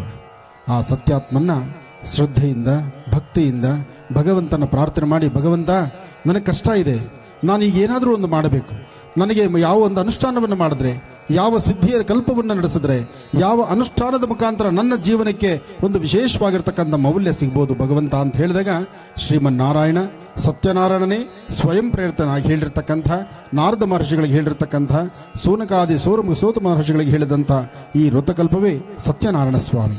ಆದರೆ ಸತ್ಯನಾರಾಯಣ ಸ್ವಾಮಿಯ ಮುಂದಿನ ಕಲ್ಪ ಯಾರಿಂದ ಪ್ರಾರಂಭ ಆಯಿತು, ಹೇಗಾಯಿತು, ಯಾರು ಮಾಡಿದ್ರು, ಯಾರು ಮೊದಲು ಈ ಅನುಷ್ಠಾನವನ್ನು ಮಾಡಿದ್ರು ಅನ್ನೋದನ್ನ ಈಗ ನಾವು ತಿಳ್ಕೊಳ್ಳೋಣ. ನಮ್ಮ ಭಾರತೀಯರ ಮುಖ್ಯ ಯಾತ್ರಾ ಕ್ಷೇತ್ರಗಳಲ್ಲಿ ಶೈವರಿಗೆ ಕಾಶಿ ಕ್ಷೇತ್ರವು, ವೈಷ್ಣವ ಶ್ರೀ ವೈಷ್ಣವರಿಗೆ ಬದ್ರಿ ಕ್ಷೇತ್ರವು ಬಹಳ ಪರಮ ಪವಿತ್ರವಾದಂತಹ ಯಾತ್ರಾ ಕ್ಷೇತ್ರಗಳಾಗಿದೆ. ಹೀಗಿರಬೇಕಾದ್ರೆ ನಮ್ಮ ಭರತಖಂಡದ ವಿಶೇಷವಾಗಿ ಅನುಗ್ರಹ ಮಾಡುವಂತಹ ಒಂದು ವಾಕ್ಯವನ್ನು ಕೂಡ ಕಾಶಿ ಖಂಡದಲ್ಲಿ ಹೇಳ್ತಾರೆ. ಕಾಶಿ ಮರಣ ಮುಕ್ತಿ, ಯಾರಿಗೆ ಕಾಶಿನಲ್ಲಿ ಮರಣವಾಗುತ್ತದೆಯೋ ಅಂಥವರಿಗೆ ಪುನಃ ಜನ್ಮವಿಲ್ಲ ಅಂತ ಹೇಳ್ತಾರೆ. ವಿಷ್ಣು ಸಹಸ್ರನಾಮದಲ್ಲಿ ಒಂದು ಮಾತು ಬರುತ್ತೆ, ಜನ್ಮ ಸಂಸಾರ ಬಂಧನಾತ್. ಇದರ ಅರ್ಥ ಏನಪ್ಪಾ ಅಂತಂದ್ರೆ ಗಂಡ ಹೆಂಡತಿ ಮಕ್ಕಳು ಮೊಮ್ಮಕ್ಕಳೇ ಅಲ್ಲ, ಈ ಆತ್ಮವು ಪುನಃ ಯಾವುದರಲ್ಲೂ ಮೊಳಕೆ ಹೊಳೆಯದೆ ಸ್ಥಿರವಾಗಿ ಭಗವಂತನ ಒಂದು ಸ್ಥಾನದಲ್ಲಿ ನೆಲೆ ಊರುವುದಕ್ಕೆ ಜನ್ಮ ಸಂಸಾರ ಬಂಧನಾತ್ ಅಂತ. ಪ್ರತಿಯೊಬ್ಬರು ಕೂಡ ಇದನ್ನ ನಾವು ಬೇಡ್ಕೊಳ್ಬೇಕಂತೆ ಪ್ರತಿದಿನ. ಸ್ವಾಮಿ, ನನಗೆ ಜನ್ಮವನ್ನು ಕೊಟ್ಟಿದ್ದೀಯಾ, ಈ ಜನ್ಮದಲ್ಲಿ ನನಗೇನು ಸಾಧ್ಯವಾಗುತ್ತೋ ಅದು ಒಳ್ಳೆಯದನ್ನು ಮಾಡ್ತೇನೆ, ಮುಂದಿನ ಜನ್ಮ ನನಗೆ ಕೊಡದೆ ನಿನ್ನ ಸಾನ್ನಿಧ್ಯವನ್ನು ಕೊಟ್ಟು ಬಿಡು. ಯಾಕೆ ಅಂದ್ರೆ ಈ ಮಾನವ ಜನ್ಮನೇ ಶ್ರೇಷ್ಠವಾದ ಜನ್ಮ. ಹಾಗಾಗಿ ಮುಂದೆ ಇನ್ಯಾವ ಜನ್ಮವೂ ಬೇಡ ಅಂತೇಳಿ ಬೇಡುವಂಥದ್ದೇ ವಿಷ್ಣು ಸಹಸ್ರನಾಮದ ಈ ಅರ್ಥ. ಹೀಗಿರಬೇಕಾದ್ರೆ ಕಾಶಿ ಕ್ಷೇತ್ರದಲ್ಲಿ ಒಬ್ಬ ಬ್ರಾಹ್ಮಣ ಇದ್ದನು. ಆತನು ಪ್ರತಿದಿನವೂ ಭಿಕ್ಷಾಟನೆಯನ್ನು ಮಾಡಿ ಜೀವಿಸುತ್ತಾ ಇದ್ದನು. ಆ ಭಿಕ್ಷೆಯೂ ಸಹ ಸಿಗುವುದು ಬಹಳ ಕಷ್ಟವಾದೀತು. ಆತನು ಸಹ ಮಹಾವಿಷ್ಣುವಿನ ಭಕ್ತನಾಗಿದ್ದನು. ಹಾಗಾಗಿ ಅನಾಥೋ ದೈವ ರಕ್ಷಕ, ಯಾರು ಭಗವಂತನ ಸದಾಕಾಲ ಸ್ಮರಣೆಯನ್ನು ಮಾಡ್ತಾ ಇರ್ತಾರೋ ಅಂತವರಿಗೆ ಯಾವುದೇ ಕಾಲದಲ್ಲೂ ಕಷ್ಟ ಅನ್ನೋದೇ ಬರೋದಿಲ್ಲ. ನಾವು ಕಷ್ಟದಲ್ಲಿರಲಿ ಸಂತೋಷದಲ್ಲಿರಲಿ ಸದಾಕಾಲ ಅವನ ಸ್ಮರಣೆ ಮಾಡ್ತಾ ಇದ್ರೆ ನಿತ್ಯವೂ ನಮ್ಮ ಜೊತೆಲೇ ಇರ್ತಾನಂತೆ. ಹಾಗೆ ಆ ಕಾಶಿ ಕ್ಷೇತ್ರದಂತಹ ಬ್ರಾಹ್ಮಣ ಪ್ರತಿದಿನ ಅವನಿಗೆ ಕಷ್ಟ ಬರಲಿ ಅಥವಾ ಸಂತೋಷವಾಗಿರಲಿ ನಿರಂತರವಾಗಿ ಭಗವಂತನನ್ನ ಸ್ಮರಣೆ ಮಾಡ್ತಾ ಇದ್ದ. ಹಾಗಾಗಿ ಮಹಾವಿಷ್ಣು ಆತನಿಗೆ ದರ್ಶನವನ್ನು ಕೊಟ್ಟು, ಸ್ವಾಮಿ, ನನ್ನ ಪೂರ್ವಾರ್ಜಿತ ಕರ್ಮ ಏನಿದೆಯೋ ತಿಳಿದು ಅದರ ಪ್ರಾಯಶ್ಚಿತ್ತಾರ್ಥವಾಗಿ ಈ ಕಾಲದಲ್ಲಿ ನಾನು ಭಿಕ್ಷೆಯನ್ನು ಮಾಡಿ ಜೀವಿಸುತ್ತಾ ಇದ್ದೇನೆ. ಆ ಭಿಕ್ಷೆಯೂ ಸಹ ಸಿಗುವುದು ಬಹಳ ಕಷ್ಟವಾಗಿದೆ ಸ್ವಾಮಿ. ಹಾಗಾಗಿ ತಮಗೇನಾದರೂ ಈ ದರಿದ್ರೋಹರಣೋಪಾಯ ತಿಳಿದಿದ್ರೆ ಕೃಪೆಯಿಂದ ತಿಳಿಸಬೇಕು ಸ್ವಾಮಿ ಎಂಬುದಾಗಿ ವಿನಯದಿಂದ ಕೇಳುವಂತನಾಗುತ್ತಾನೆ. ಆಗ ಸ್ವಾಮಿ, ನೀನು ಶ್ರೀ ಸತ್ಯನಾರಾಯಣ ಎಂದು ಹೇಳಲ್ಪಡುವಂತಹ ವಿಷ್ಣುವಿನ ಆರಾಧನೆ ಮಾಡು, ನಿನ್ನ ಸಮಸ್ತ ವಿಧವಾದಂತಹ ಕಷ್ಟಗಳು ದುಃಖಗಳು ದೂರವಾಗುತ್ತದೆ ಎಂಬುದಾಗಿ ಶ್ರೀ ಸತ್ಯನಾರಾಯಣ ಸ್ವಾಮಿಯ ವ್ರತಕಲ್ಪವನ್ನ ಆ ಬ್ರಾಹ್ಮಣನಿಗೆ ಉಪದೇಶವನ್ನು ಮಾಡಿ ಸ್ವಾಮಿ ಅಂತರ್ಧಾನನಾಗುತ್ತಾನೆ. ಆ ಮಾರನೇ ದಿನ ಆ ಬ್ರಾಹ್ಮಣನು ಗಂಗಾ ಸ್ನಾನವನ್ನು ಮಾಡಿ ಯಾವ ಕಡೆ ಧನಿಕರು ಇರ್ತಾರೋ ಆ ಕಡೆ ಭಿಕ್ಷೆಗೆ ಹೋಗ್ತಾನೆ. ಆ ದಿನ ಭಗವಂತನ ಅನುಗ್ರಹದಿಂದ ಅಧಿಕವಾದಂತ ಭಿಕ್ಷೆ ದೊರೆಯುತ್ತದೆ. ಬಂದಂತ ಭಿಕ್ಷೆಯಿಂದ ಆತನೂ ಸಹ ಒಂದು ಸತ್ಸಂಗವನ್ನು ಮಾಡಿ ಕಾಶಿ ಕ್ಷೇತ್ರದಲ್ಲಿ ವಿಶ್ವನಾಥನ ಸಮೀಪದಲ್ಲಿರುವಂತಹ ಕೇದಾರ್ ಘಾಟ್ ಅಂತ, ಘಾಟ್ ಅಂದ್ರೆ ಸ್ನಾನ ಮಾಡುವಂತಹ ಸ್ಥಳ ಅಂತ, ಆ ಸ್ಥಳದಲ್ಲಿ ಬಿಂದು ಮಾಧವನ ಸನ್ನಿಧಾನ ಇದೆ. ಆ ಸನ್ನಿಧಾನದಲ್ಲಿ ಕಾಶಿ ಪಂಡಿತರನ್ನ ಕರೆಸಿ ಆತನ ಶಕ್ತಾನುಸಾರ ಭಗವಂತನನ್ನ ಆರಾಧನೆ ಮಾಡುತ್ತಾನೆ. ಇದರಿಂದ ಸಂತೋಷಗೊಂಡಂತಹ ಸ್ವಾಮಿಯು ಆತನಿಗೆ ಧನ ಧಾನ್ಯ ಐಶ್ವರ್ಯ ಕೀರ್ತಿ ಸಂಪತ್ತು ಅವನನ್ನ ಬಿಟ್ಟೋದಂತ ಹೆಂಡತಿ ಮಕ್ಕಳು ಎಲ್ಲರ ಜೊತೆಲೂ ಸೇರಿ ಸಂತೋಷದಿಂದ ಕಾಲವನ್ನು ಕಳೆಯುವಂತೆ ಭಗವಂತ ಅನುಗ್ರಹ ಮಾಡುತ್ತಾನೆ. ಹೀಗೆ ಒಂದಾನೊಂದು ದಿನ ಆ ಬ್ರಾಹ್ಮಣೋತ್ತಮನು ಒಂದು ಸತ್ಸಂಗವನ್ನು ಮಾಡಿ ನಮ್ಮ ಹಾಗೆ ಶ್ರೀ ಸತ್ಯನಾರಾಯಣ ಸ್ವಾಮಿ ಪೂಜೆಯನ್ನು ನಡೆಸುತ್ತಿರುವಂತಹ ಕಾಲದಲ್ಲಿ ಒಬ್ಬ ಕಾಷ್ಟಗ್ರಹಿ ಅಂತಂದ್ರೆ ಸೌದೆ ವ್ಯಾಪಾರವನ್ನು ಮಾಡುತ್ತಾರೋ ಅವನಿಗೆ ಸಂಸ್ಕೃತದಲ್ಲಿ ಕಾಷ್ಟಗ್ರಹಿ ಅಂತ ಕರೀತಾರೆ. ಆತನ ಹೊಟ್ಟೆಪಾಡಿಗೋಸ್ಕರವಾಗಿ ಅಲ್ಲಿಯೂ ಕೂಡ ಒಂದು ಧರ್ಮ, ಹಸಿ ಮರವನ್ನ ಕಳೆದು ವ್ಯಾಪಾರ ಮಾಡಿದ್ರೆ ಅದು ಅಧರ್ಮ. ಯಾವುದು ಮರದಿಂದ ಅದಕ್ಕೆ ವಯಸ್ಸಾಗಿ ಕೆಳಗಡೆ ಉದುರಿರುತ್ತೋ ಅದನ್ನ ಸಂಗ್ರಹ ಮಾಡಿ ಅದನ್ನ ಹೊರೆಯನ್ನಾಗಿ ಮಾಡಿ ವ್ಯಾಪಾರ ಮಾಡ್ತಾನೋ ಅದು ಧರ್ಮ. ಹೀಗೆ ಆ ಕಾಷ್ಟಗ್ರಹಿ ತನ್ನ ಹೊಟ್ಟೆಪಾಡಿಗೋಸ್ಕರವಾಗಿ ಸೌದೆ ಹೊರೆಯನ್ನ ವ್ಯಾಪಾರ ಮಾಡುತ್ತಿರ್ತಾನೆ. ಹೀಗೆ ವ್ಯಾಪಾರಕ್ಕಾಗಿ ಬರ್ತಾ ಬರ್ತಾ ಬಹಳ ಆಯಾಸವಾಗುತ್ತದೆ. ಹಿಂದಿನ ಕಾಲದಲ್ಲಿ ಅಶೋಕ ಚಕ್ರವರ್ತಿ ಏನ್ ಮಾಡಿದ್ದ, ದಾರಿ ಉದ್ದಕ್ಕೂ ಮರಗಳನ್ನ ನಡೆಸಿದ. ಇನ್ನೊಬ್ಬ ಚಕ್ರವರ್ತಿ ಏನು ಮಾಡ್ದ, ಅಲ್ಲಲ್ಲಿ ಕುಂಟೆಗಳನ್ನ, ಬಾವಿಗಳನ್ನ, ನೀರನ್ನ ಸಂಗ್ರಹ ಮಾಡಿಟ್ಟಿದ್ದಾನೆ. ಹಾಗೆ ಕಾಶಿ ಕ್ಷೇತ್ರದಲ್ಲೂ ಕೂಡ ಇವತ್ತು ನೀವು ಯಾರಾದ್ರೂ ಹೋಗಿ ನೋಡಿದ್ರೆ ಅವ್ರ ಮನೆ ಮುಂದೆ ಒಂದು ಜಗಲಿ ಕಟ್ಟಿರ್ತಾರೆ, ಅಥವಾ ಕುಡಿಯೋದಕ್ಕೋಸ್ಕರ ನೀರಿಟ್ಟಿರ್ತಾರೆ. ಯಾರಾದ್ರೂ ನಮ್ಮ ಮನೆ ಮುಂದೆ ಹಾದು ಹೋದ್ರೆ, ಆಯಾಸವಾದ್ರೆ ವಿಶ್ರಾಂತಿಯನ್ನು ತಗೊಳ್ಳಿ, ಸ್ವಲ್ಪ ಜಲಪಾನವನ್ನ, ನೀರನ್ನ ಸ್ವೀಕರಿಸಲಿ ಅಂತ. ಇದು ಧರ್ಮ ಅಂತ. ಹೀಗೆ ಆ ಅಷ್ಟಗ್ರಹಿ ವ್ಯಾಪಾರಕ್ಕಾಗಿ ಬರ್ತಾನೆ, ಬಹಳ ಆಯಾಸವಾಗುತ್ತದೆ. ಈ ಬ್ರಾಹ್ಮಣನ ಮನೆ ಮುಂದೆ ತನ್ನ ತಲೆ ಮೇಲಿರುವಂತಹ ಭಾರವನ್ನು ಇಳಿಸಿ ಅಲ್ಲಿಟ್ಟಂತ ಜಲಪಾನ ನೀರನ್ನ ಸ್ವೀಕರಿಸ್ತಾನೆ. ಅಲ್ಲಿ ವಿಶ್ರಾಂತಿಯನ್ನು ಪಡೆಯುತ್ತಿರಬೇಕಾದ್ರೆ ಬ್ರಾಹ್ಮಣ ಯಾರೋ ಬಂದಿದ್ದಾರಲ್ಲ ಅಂತ ಹೇಳಿ ಸತ್ಯನಾರಾಯಣ ಪ್ರಸಾದವನ್ನು ಸಹ ಆತನಿಗೂ ತಂದು ಕೊಡ್ತಾನೆ. ಆ ಸಮಯದಲ್ಲಿ ಕಾಷ್ಟಗ್ರಹಿ ಕೇಳ್ತಾರೆ, ಸ್ವಾಮಿ, ಇದುವರೆಗೂ ತಾವು ಮಾಡಿದಂತ ಪೂಜೆ ಯಾವ ಸ್ವಾಮಿ? ಈ ಪೂಜೆಯನ್ನು ನಾನೂ ಮಾಡಬಹುದಾ? ಆಗ ಬ್ರಾಹ್ಮಣ ಹೇಳ್ತಾನೆ, ನಾವೆಲ್ಲರೂ ಕೂಡ ಭಗವಂತನ ಮಕ್ಕಳೇ, ಹಾಗಾಗಿ ನೀನೂ ಸಹ, ನಿನಗೂ ಅಧಿಕಾರ ಇದೆ, ನೀನು ಆ ಭಗವಂತನ ಆರಾಧನೆ ಮಾಡಬಹುದು. ಹೀಗೆ ಆ ಬ್ರಾಹ್ಮಣನಿಂದ ಶ್ರೀ ಸತ್ಯನಾರಾಯಣ ಸ್ವಾಮಿಯ ಪೂಜಾ ರಥ ವಿಧಾನವನ್ನ ಕೇಳಿ ಪಡೆಯುತ್ತಾನೆ. ಆನಂತರ ಆತನ ವ್ಯಾಪಾರವೆಲ್ಲ ಸಹ ಮುಗಿಸಿಕೊಂಡು ತನ್ನ ಸ್ವಗೃಹಕ್ಕೆ ಬಂದು ತನಗೆ ಬಂದಂತ ಲಾಭಧನದಿಂದ ಆತನು ಸಹ ಶ್ರೀ ಸತ್ಯನಾರಾಯಣ ಸ್ವಾಮಿ ಪೂಜೆಯನ್ನ ಮಾಡುವಂತನಾಗುತ್ತಾನೆ. ಇದರಿಂದ ಆತನಿಗೂ ಕೂಡ ಧನ, ಧಾನ್ಯ, ಐಶ್ವರ್ಯ, ಕೀರ್ತಿ, ಸಂಪತ್ತು ಎಲ್ಲ ಪಡೆದು ನಿರಂತರವಾಗಿ ಮಕ್ಕಳು, ಮೊಮ್ಮಕ್ಕಳ ಜೊತೆಯಲ್ಲಿ ಕಾಲವನ್ನು ಕಳೀತಾನೆ. ಅಂತ್ಯಕಾಲದಲ್ಲಿ ಸಾಕ್ಷಾತ್ ವೈಕುಂಠ ಲೋಕವನ್ನು ಸಹ ಪಡೆದನು ಎಂಬಲ್ಲಿಗೆ ಶ್ರೀ ಸತ್ಯನಾರಾಯಣ ಸ್ವಾಮಿಯ ವ್ರತಕಥಾರ್ಥದಲ್ಲಿ ದ್ವಿತೀಯೋಧ್ಯಾಯವು ಸಮಾಪ್ತವಾದದ್ದು. ಓಂ ನಮೋ ನಾರಾಯಣಾಯ. ಶ್ರೀಭದ್ರಮಾಣ ರಮಣ ಗೋವಿಂದ. ಶ್ರೀ ಸತ್ಯನಾರಾಯಣ ಸ್ವಾಮಿ ದಿವ್ಯ ಪಾದಗಳಿಗೆ ಗೋವಿಂದ. ಸತ್ಯನಾರಾಯಣ ಸ್ವಾಮಿಯ ವ್ರತದಲ್ಲಿ 2ನೇ ಅಧ್ಯಾಯವನ್ನ ಕೇಳಿದ್ರಿ. ವ್ರತ, ಕತೆ, ಪೂಜೆ, ಪುನಸ್ಕಾರ, ಜಪ, ತಪ, ಎಲ್ಲಿ ವಿಶೇಷವಾಗಿ ಗೋ ಸಂರಕ್ಷಣೆ ಆಗುತ್ತೋ, ಎಲ್ಲಿ ವಿಶೇಷವಾಗಿ ಗೋವುಗಳನ್ನು ಸದಾಕಾಲ ನಾವು ಆರಾಧನೆ ಮಾಡ್ತೀವೋ, 300 ಮುಕ್ಕೋಟಿ ದೇವತೆಗಳಿರ್ತಕ್ಕಂಥ ಸಾನ್ನಿಧ್ಯ ಒಂದು ಗೋವು ಅಂತ ನಾವು ಹೇಳ್ತೀವಿ.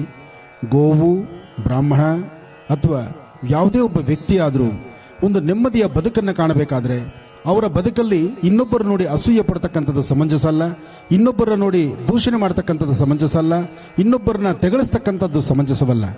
ನಮ್ಮ ಬದುಕು ನಮ್ಮದಾಗಲಿ. ಇಂತಹ ನಿಟ್ಟಿನಲ್ಲಿ ಸತ್ಯನಾರಾಯಣ ಸ್ವಾಮಿಯ ಪೂಜಾ ಅನುಷ್ಠಾನವನ್ನು ಇವತ್ತು ಮಾಡಿಸ್ಲಿಕ್ಕೆ ಇಲ್ಲಿಗೆ ಆಗಮಿಸಿರ್ತಕ್ಕಂಥ ಕೃಷ್ಣಮೂರ್ತಿಯವರು, ವೇದ ಸವ್ಯಾಜಿಯವರು, ಹಾಗೆ ಭರತ್ ಕುಮಾರ್ ಅವರು, ಕುಮಾರಶಾಸ್ತ್ರಿಗಳು, ವೆಂಕಟಶಾಸ್ತ್ರಿಗಳು ಎಲ್ಲರಿಗೂ ಸಹಿತ ಶುಭವಾಗಲಿ ಅಂತ ಹೇಳ್ತಾ, ಇವತ್ತು ಸತ್ಯನಾರಾಯಣ ಸ್ವಾಮಿಯ 2ನೇ ಅಧ್ಯಾಯ ಪರಿಪೂರ್ತಿಯಾಗಿದೆ. 2ನೇ ಅಧ್ಯಾಯದಲ್ಲಿ ನಾವು ತಿಳ್ಕೊಂಡಂಥದ್ದಾದರೂ ಏನಪ್ಪಾ ಅಂದರೆ, ಬ್ರಾಹ್ಮಣ ತನ್ನ ಶಕ್ತಿ, ತನಗಿರ್ತಕ್ಕಂತಹ ಒಂದಷ್ಟು ಬುದ್ಧಿ ಜ್ಞಾನ, ಆ ಜ್ಞಾನದಿಂದ ಒಂದು ವಿಶೇಷವಾಗಿರ್ತಕ್ಕಂಥ ವ್ರತವನ್ನು ಮಾಡ್ತಾನೆ. ಆ ವ್ರತ ಮಾಡುವಂಥ ಸಮಯದಲ್ಲಿ ಅಲ್ಲಿಗೊಬ್ಬ ಕಾಷ್ಟಾಗ್ರಹಿ ಬರ್ತಾನೆ. ಅಂದರೆ ಯಾವುದಾದ್ರೂ ಒಂದು ಪೂಜಾ ಅನುಷ್ಠಾನ ಮಾಡುವಾಗ, ಈಗ ಆನಂದ ಗುರುಜಿಯವರಿಂದ ಒಂದು ಯಾಗ ಮಾಡ್ತಾರೆ ಅಂದರೆ ಆ ಯಾಗಕ್ಕೆ ನೀವೆಲ್ಲರೂ ಬಂದಿದ್ದೀರಿ. ಇವತ್ತು ನಡೆದಂಥ ಈ ಸತ್ಯನಾರಾಯಣ ಸ್ವಾಮಿ ಪೂಜೆ ನೋಡಿ ಮುಂದಿನ ಹುಣ್ಣಿಮೆ ನಮ್ಮನೇಲಿ ನಾವು ಯಾಕೆ ಮಾಡಬಾರ್ದು ಅನ್ನೋ ಒಂದು ಚಿಂತನೆಯಲ್ಲಿ ನೀವಿದ್ದೀರಿ. ಆ ಚಿಂತನೆ ನಿಮಗೆ ಒಳ್ಳೇದಾಗಲಿ. ಹಾಗೆ ಆ ಕಾಷ್ಟಾಗ್ರಹಿ ಅವತ್ತಿನ ದಿವಸ ತೆಗೆದುಕೊಂಡಂಥ ತೀರ್ಮಾನ, ನನಗಿರುವ ಕಷ್ಟ ಈ ಬ್ರಾಹ್ಮಣೋತ್ತಮ ಮಾಡ್ತಿರ್ತಕ್ಕಂಥ ಸತ್ಯನಾರಾಯಣ ಸ್ವಾಮಿ ಪೂಜೆ ನಾನೂ ಮಾಡಿದ್ರೆ ಬಹುಶಃ ನಾನೂ ಶ್ರೇಯಸ್ಸಾಗ್ತೀನೇನೋ, ನನಗೂ ಯಶಸ್ಸು ಸಿಗುತ್ತೇನೋ ಅಂತ ಹೇಳಿ ಕಾಷ್ಟಾಗ್ರಹಿ ಅವತ್ತಿನ ದಿವಸ ಶ್ರದ್ಧೆಯಿಂದ ಭಕ್ತಿಯಿಂದ ಪ್ರಸಾದವನ್ನು ಸ್ವೀಕರಿಸಿ, ಬ್ರಾಹ್ಮಣೋತ್ತಮ ಕೊಟ್ಟಂತ ಪ್ರಸಾದ ಸ್ವೀಕರಿಸಿ ಒಂದಷ್ಟು ದಿನ ಅಂದರೆ ಒಂದಷ್ಟು ದೂರ ಪರಿಕ್ರಮಿಸ್ತಾನೆ. ಆ ಸೌದೆ ಹೊರೆ ತಲೆ ಮೇಲೆ ಎತ್ಕೊಂಡು ಹೋದಾಗ ಪ್ರತಿನಿತ್ಯಕ್ಕೂ ಅವತ್ತಿಗೂ ಸಾಕಷ್ಟು ಮೌಲ್ಯ ಸಿಗುತ್ತೆ, ಹೆಚ್ಚು ಫಲ ಸಿಗುತ್ತೆ, ಹೆಚ್ಚು ಹಣ ಸಿಗುತ್ತೆ. ಆ ಹಣ ಸಿಕ್ಕಂಥದ್ದನ್ನ ಮನೆಗೆ ಬರ್ತಾನೆ, ತನ್ನ ಮಡದಿಯೊಂದಿಗೆ ಹೇಳ್ತಾನೆ, ಇವತ್ತು ನಾನು ಸಂಕಲ್ಪ ಮಾಡಿದ್ದೆ, ಆ ಸಂಕಲ್ಪಕ್ಕೆ ಸತ್ಯನಾರಾಯಣ ನನಗೆ ಯಥೇಚ್ಛವಾದಂಥ ಹಣವನ್ನು ಕೊಟ್ಟಿದ್ದಾನೆ, ನಾವು ಸಹಿತ ಸತ್ಯನಾರಾಯಣ ಸ್ವಾಮಿ ಪೂಜೆಯನ್ನು ಮಾಡೋಣ ಅಂತ ಹೇಳಿ ಸಂಕಲ್ಪವನ್ನು ಮಾಡ್ತಾನೆ. ಸಂಕಲ್ಪ ಮಾಡಿದ ಮರುಕ್ಷಣ ಆತನಲ್ಲಿದ್ದಂತಹ ಪ್ರಾರಬ್ಧ ಕರ್ಮ ದೂರ ಆಗುತ್ತೆ, ಹೆಚ್ಚಿನ ಯಶಸ್ಸು ಸಿಗುತ್ತೆ. ಆ ಯಶಸ್ಸಿನ ಫಲದಿಂದ ತಾನು ಅಭಿವೃದ್ಧಿಯನ್ನು ಕಾಣ್ತಾನೆ. ಹೀಗೆ ಆ ಕಾಷ್ಟಾಗ್ರಹಿಯ ಮನೆಯಲ್ಲಿ ನಡೆಯುವಂಥ ಪೂಜಾ ಅನುಷ್ಠಾನವನ್ನು ನೋಡಲಿಕ್ಕೆ ಲೀಲಾವತಿ, ಕಲಾವತಿ ಎಂಬತಕ್ಕಂತಹ 2 ತಾಯಿ ಮಗಳು ಅವರು ಮನೆಯಲ್ಲಿದ್ದಂಥ ಕಷ್ಟಗಳನ್ನು ನೋಡಿ, ಕಷ್ಟ ಬೇಗ ದೂರ ಆದರೆ ಸಾಕಪ್ಪ ಅಂತ ಹೇಳಿ ಈ ಕಾಷ್ಟಾಗ್ರಹಿಯ ವಾಸ್ತುಗೃಹದಲ್ಲಿ ಅಲ್ಲಿ ಇದ್ದಂತಹದನ್ನ, ಅಲ್ಲಿ ನಡೀತಿರ್ತಕ್ಕಂಥ ಸತ್ಯನಾರಾಯಣ ಸ್ವಾಮಿ ಪೂಜೆಯನ್ನ ಶ್ರದ್ಧೆಯಿಂದ ನೋಡೋದಕ್ಕೆ ಅವರು ಬರ್ತಾರೆ. ಆ ತಾಯಿ ಮಗಳು ಆ ದಿನ ರಾತ್ರಿಯೆಲ್ಲ ಅಲ್ಲೇ ಇದ್ದು ಪ್ರಸಾದವನ್ನು ಸ್ವೀಕರಿಸ್ತಾರೆ. ಆ ಒಂದು ಲೀಲಾವತಿ ಮತ್ತು ಕಲಾವತಿ ಎಂಬತಕ್ಕಂಥ ತಾಯಿ ಮಗಳ ಮನೆಯಲ್ಲಿದ್ದಂಥ ಸಂಕಷ್ಟ ಏನಪ್ಪಾ ಅಂದರೆ, ಅವರ ಪತಿದೇವರು ವ್ಯಾಪಾರ ಧರ್ಮಕ್ಕಾಗಿ ಮತ್ತೊಂದು ರಾಜ್ಯಕ್ಕೆ ಹೋಗಿರ್ತಾರೆ.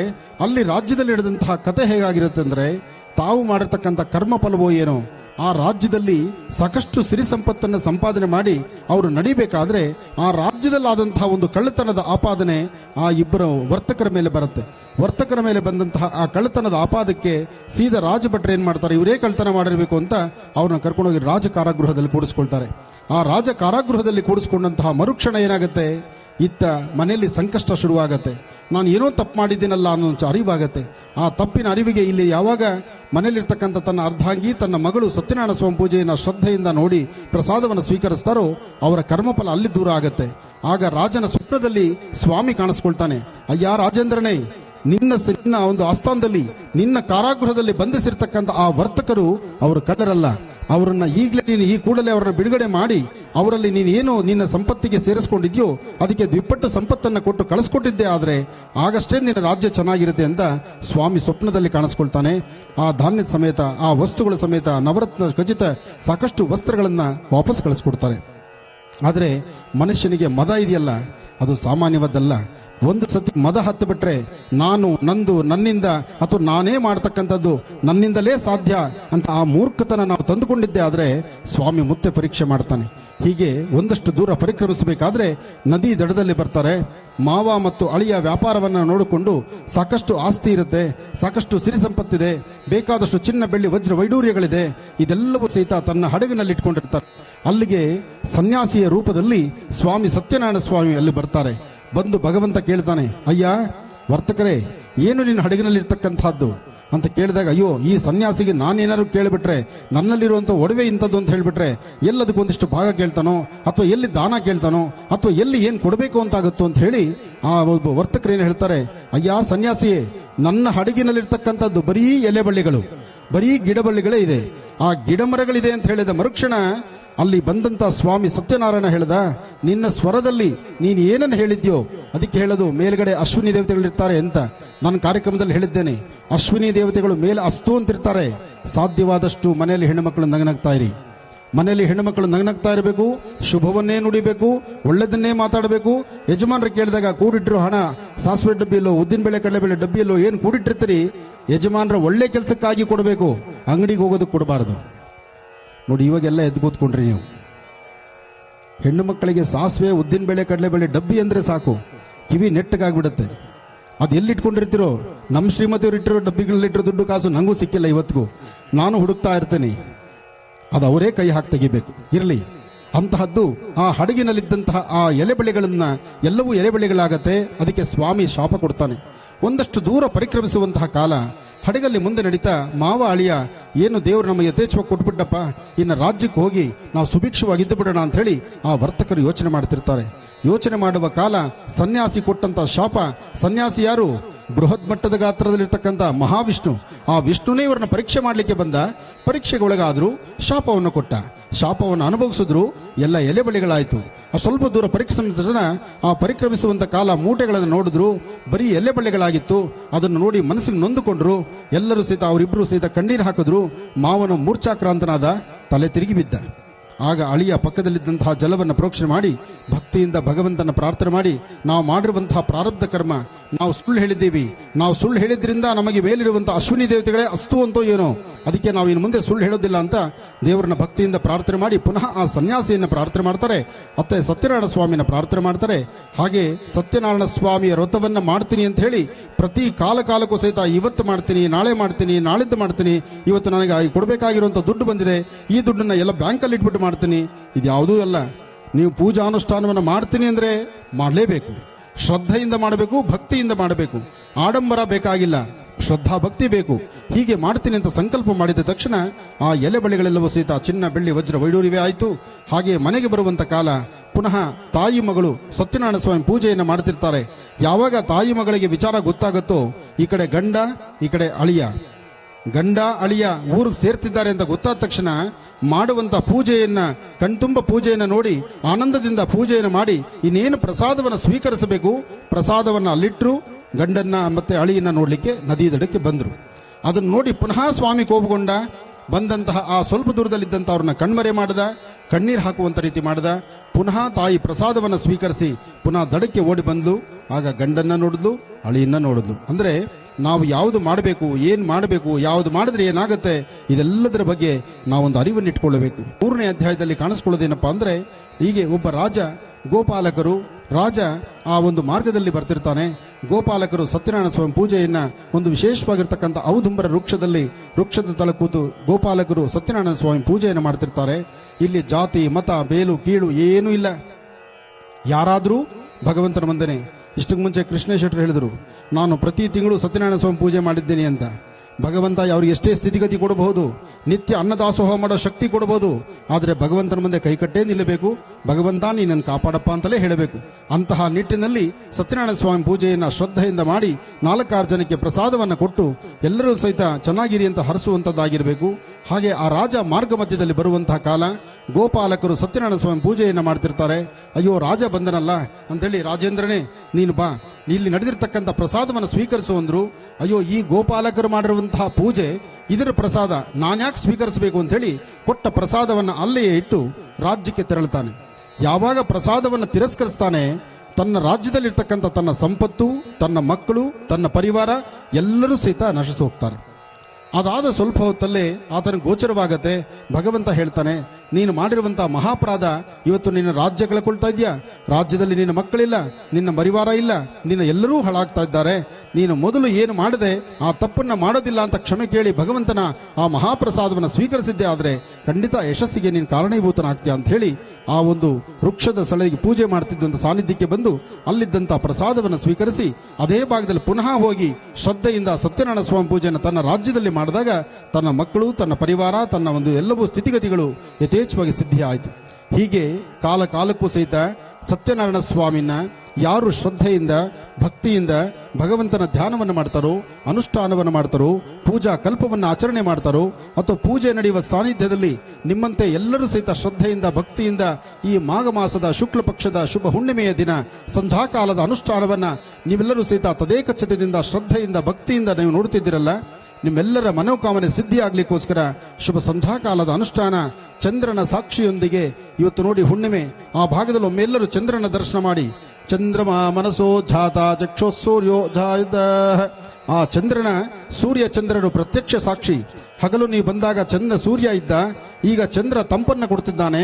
ಆ ಚಂದ್ರನನ್ನ ದರ್ಶನ ಮಾಡ್ತಾ ಸತ್ಯನಾರಾಯಣ ಸ್ವಾಮಿನ ಶ್ರದ್ಧೆಯಿಂದ ಪ್ರಾರ್ಥನೆ ಮಾಡ್ತಾ ಸಹಸ್ರಜೇ ವೃಜಾ ಬುರುಜಃ ಸಹಸ್ರಾಕ್ಷ ಸಹಸ್ರಪಾದ್ ಸಭಾಮಿಂ ವಿಶ್ವತೋ ವೃತ್ವಾ ಅತ್ಯದಿಷ್ಠದಶಾಂಗುಲಂ ಪರಶಯೇ ವೇದಗಂ ಸರ್ವಂ ಯದ್ಭೂತಂ ಯದ್ಭವ್ಯಂ ಉತಾಮೃತಸ್ತ್ವಸ್ಯೇಷಾನಃ ಯದನ್ನೇನಾತಿರೋಹತಿ ಏತಾವಾನಸ್ಯ ಮಹಿಮಾ ಅಧೋಧ್ಯಾಯಾಗುಶ್ಚಪೂರುಷಃ ಪಾದೋಸ್ಯ ವಿಶ್ವಾಭೂತಾನಿ ತ್ರಿಪಾದಸ್ಯಾರ್ಚಂಧಿವೇ. ಓಂ ನಮೋ ನಾರಾಯಣಾಯ. ಪ್ರತಿಯೊಬ್ಬರು ಸಹಿತ ಈ ಕರಕುಶಲತೆ ಅಂತಕ್ಕಂಥದ್ದು ಇದೆಯಲ್ಲ, ಇದು ಸಾಮಾನ್ಯವಾದ್ದಲ್ಲ. ನಾವು ಹೊರಗಡೆ ದೇಶದಲ್ಲಿರ್ತಕ್ಕಂಥವರ ಸೌಂದರ್ಯ, ಅಲ್ಲಿ ತಯಾರಾಗುವ ಪದಾರ್ಥಗಳ ಬಗ್ಗೆ ಚಿಂತನೆ ಮಾಡ್ತೀವಿ. ಎಷ್ಟೋ ಜನ ಕರಕುಶಲ ಕರ್ಮಿಗಳು, ವಿಗ್ರಹ ತಯಾರಕರು, ಬಿದಿರಲ್ಲಿ ಬೊಂಬೆ ಮಾಡತಕ್ಕಂಥವ್ರು, ಮಣ್ಣಲ್ಲಿ ಬೊಂಬೆ ಮಾಡ್ತಕ್ಕಂಥವ್ರು, ಮಣ್ಣಿನ ಹಣತೆ ಮಾಡ್ತಕ್ಕಂಥವ್ರು, ಹಾಗೆ ಮಣ್ಣಿನ ಮಡಿಕೆಗಳು ಮಾಡ್ತಕ್ಕಂಥವ್ರು ನಮ್ಮ ಈ ಭಾರತ ನೆಲದಲ್ಲಿ ಈ ಭಾರತೀಯ ಸಂಸ್ಕೃತಿಯನ್ನಿಟ್ಟು ಒಬ್ಬೊಬ್ಬರು ಸಹಿತ ತಮ್ಮ ತಮ್ಮ ಕುಲಕಸಬನ್ನ, ಇದನ್ನ ಅರ್ಥ ಮಾಡ್ಕೊಳ್ಳಿ, ತಮ್ಮ ಕುಲಕಸಬನ್ನ ಅಭಿವೃದ್ಧಿ ಮಾಡಲಿಕ್ಕೆ ಈ ನಿಗಮ ಇವತ್ತಿನ ದಿವಸ ಬಹಳ ಮುಂಚೂಣಿಯಲ್ಲಿದೆ. ಒಳ್ಳೆಯ ಒಂದು ಕೆಲಸಗಳನ್ನು ಮಾಡ್ತಾ ಇದೆ. ಅದರಲ್ಲಿ ನಮ್ಮ ರಾಘವೇಂದ್ರ ಶೆಟ್ಟರು ಬಹಳಷ್ಟು ಹೆಚ್ಚಿನ ಒಂದು ಶಕ್ತಿಯುತವಾದಂಥ ಸೇವೆಯನ್ನು ಸಲ್ಲಿಸಬೇಕು ಅಂತ ಹೇಳಿ ಈ ಒಂದು ನಿಗಮಕ್ಕೆ ಬಂದಿದ್ದಾರೆ. ಒಳ್ಳೆಯದಾಗಲಿ, ಶುಭವಾಗಲಿ. ಮಹಾಮಂಗಳಾರತಿ ಆಗತ್ತೆ, ದರ್ಶನ ಮಾಡ್ಕೊಳ್ಳಿ. ಎಲ್ಲರೂ ಪ್ರಸಾದ ಊಟ ಮಾಡಿಕೊಂಡೇ ಹೋಗಬೇಕು. ಈ ನಿಮ್ಮ ಮಹರ್ಷಿಗಳ ಮನೆಗೆ ಬಂದಿದ್ದೀರಿ, ಮಹರ್ಷಿಗಳ ಆಶ್ರಮಕ್ಕೆ ಬಂದಿದ್ದೀರಿ. ಇದು ನಿಮ್ಮ ಆಶ್ರಮ.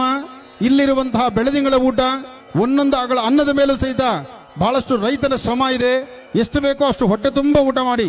ಇದರಲ್ಲಿ ಮಾತ್ರ ನಿಮ್ಮನ್ನು ತೃಪ್ತಿಪಡಿಸಕ್ಕಾಗುವಂಥದ್ದು.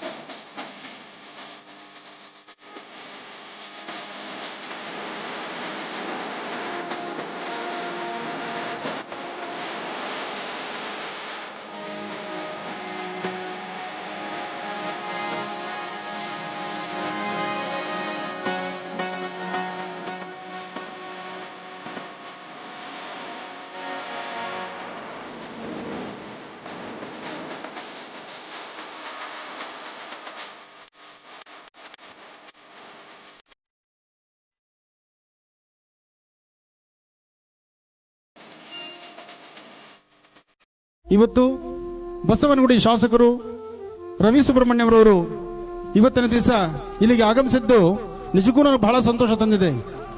ನಾನು ಅವ್ರನ್ನ ಮನೆಗೆ ಹೋಗಿ ಕರೀಲಿಲ್ಲ. ದೇವಸ್ಥಾನದಲ್ಲಿ ಒಂದು ವಿಶೇಷವಾಗಿರ್ತಕ್ಕಂಥ ವಿವಾಹ ಮಹೋತ್ಸವದಲ್ಲಿ ನನ್ನ ಮಹರ್ಷಿ ಮಂದಿರದಲ್ಲಿ ಸತ್ಯನಾರಾಯಣ ಸ್ವಾಮಿ ಪೂಜೆ ಮಾಡ್ತಿದ್ದೀನಿ ಎಂದೆ. ನಾನು ಅಡ್ರೆಸ್ ಕೊಡ್ಲಿಲ್ಲ, ವಿಳಾಸನೂ ಕೊಡ್ಲಿಲ್ಲ. ಆದ್ರೆ ಈ ಆತ್ಮೀಯತೆ ಇದೆಯಲ್ಲ, ಆ ಪ್ರೀತಿ ವಿಶ್ವಾಸ, ಆ ಬಾಂಧವ್ಯಕ್ಕೆ ನಾವೇನ್ ಕೊಟ್ಟು ಋಣ ಹರಿಸ್ಕೊಳಕ್ಕಾಗತ್ತೆ? ಈ ಬಾಂಧವ್ಯ ಬೇಕು, ಈ ಒಂದು ಆತ್ಮೀಯತೆ ಬೇಕು, ಈ ಒಂದು ಬಂಧುತ್ವ ಬೇಕು. ಇದು ನಮ್ಮ ಈ ಭಾರತೀಯ ಹಿಂದೂ ಸನಾತನ ಧರ್ಮದಲ್ಲಿರ್ತಕ್ಕಂಥ ಭದ್ರ ಬನಾದಿ. ಇದು ಒಬ್ಬರನ್ನೊಬ್ಬರು ಸ್ವಾಗತಿಸ್ತಕ್ಕಂಥದ್ದು, ಒಬ್ಬರನ್ನೊಬ್ಬರು ಆರಾಧಿಸ್ತಕ್ಕಂಥದ್ದು, ಒಬ್ಬರ ಹೃದಯ ನೋಡಿ ಮತ್ತೊಬ್ಬರ ಹೃದಯದಲ್ಲಿ ಗೌರವಿಸ್ತಕ್ಕಂಥದ್ದು, ಅದು ಬಹಳ ವಿಶೇಷ. ಅಂತ ಹೃದಯ ಶ್ರೀಮಂತಿಕೆ ಇರತಕ್ಕಂಥ ನಮ್ಮ ಸುಬ್ರಹ್ಮಣ್ಯ ರವಿ ಸುಬ್ರಹ್ಮಣ್ಯರವರಿಗೆ ಇನ್ನಷ್ಟು ಭಗವಂತ ಹೆಚ್ಚೆಚ್ಚು ಅವರಿಂದ ಸೇವೆ ತಗೊಳ್ಳುವಂತಹ ಭಾಗ್ಯ ನಮ್ಮ ಭಾರತಕ್ಕೆ ಸಿಗಲಿ, ರಾಜ್ಯಕ್ಕೆ ಸಿಗಲಿ, ಒಳ್ಳೇದಾಗಲಿ. ಸತ್ಯನಾರಾಯಣ ಸ್ವಾಮಿಯ ಪ್ರಾರ್ಥನೆ ಈಗ ನಡೀಲಿ. ಬನ್ನಿ ದರ್ಶನ ಮಾಡಿ.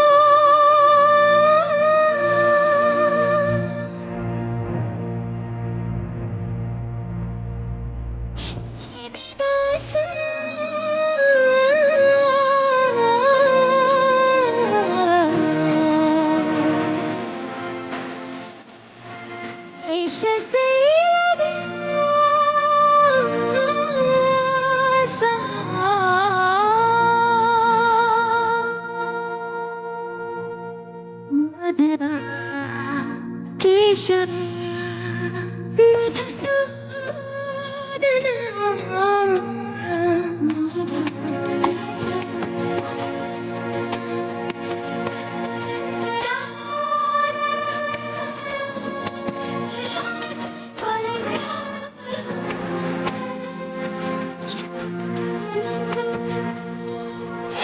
ನಾವು ತಮಿಳುನಾಡು ಚೆನ್ನೈಯಿಂದ ಬಂದಿದ್ದೀವಿ.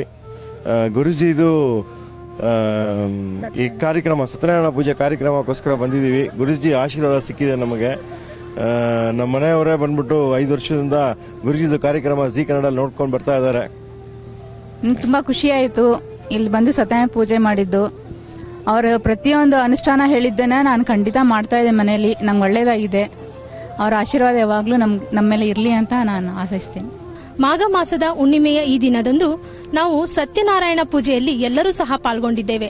ಇಂದು ನಮಗೆ ಅದ್ಭುತವಾದಂತಹ ಕೆಲವೊಂದು ಸನ್ನಿವೇಶಗಳು ಹಾಗೆ ತುಂಬಾ ಖುಷಿ ಆಯಿತು. ನಮ್ಮ ಎಲ್ಲಾ ಮಹಿಳಾ ಸ್ವಸಹಾಯ ಸಂಘದವರು ಸಹ ಇಂದು ಹಾಜರಿದ್ದು ಎಲ್ಲರೂ ಸಹ ಆ ದೇವರ ಒಂದು ಕೃಪೆಗೆ ಪಾತ್ರರಾದ್ವಿ. ಅದೇ ರೀತಿ ನಮಗೆ ಪ್ರತಿನಿತ್ಯ ವಾಹಿನಿಯ ಮುಖಾಂತರ ಪ್ರತಿನಿತ್ಯ ಎಲ್ಲರ ಸಮಸ್ಯೆಯನ್ನ ಬಗೆಹರಿಸಿ ಮತ್ತೆ ಆ ಸಮಸ್ಯೆಗಳಿಗೆ ವನಸಿರಿಯ ಮುಖಾಂತರ ನಮಗೆ ಪರಿಹಾರವನ್ನ ನೀಡ್ತಾ ಇರತಕ್ಕಂತಹ ಮಹರ್ಷಿ ಆನಂದ್ ಗುರುಜಿಯವರಿಗೆ ಅನಂತ ಅನಂತ ಧನ್ಯವಾದಗಳು. ಸ್ವರದಲ್ಲಿ ಸಂಕಷ್ಟ ತಿಳಿದು ನೋಟದಲ್ಲಿ ನೋವುಗಳ ಅಳೆದು ಶುಭ ತರುವ ಆನಂದ ಗುರುವೇ ಶ್ರೀಚರಣಕ್ಕೆ ಶಿರವ ಮಣಿದೆ. ಹಸ್ತದಲ್ಲಿ ಭವಿಷ್ಯ ನುಡಿದ ವನಸಿರಿಯ ಸೌಭಾಗ್ಯ ಸುರಿದ ಬ್ರಹ್ಮರ್ಷಿ ಆನಂದ ಸಿದ್ಧಪೀಠದ ಶ್ರೀ ಗುರುವೇನ ಶಿರದ ಮಣಿವೆ.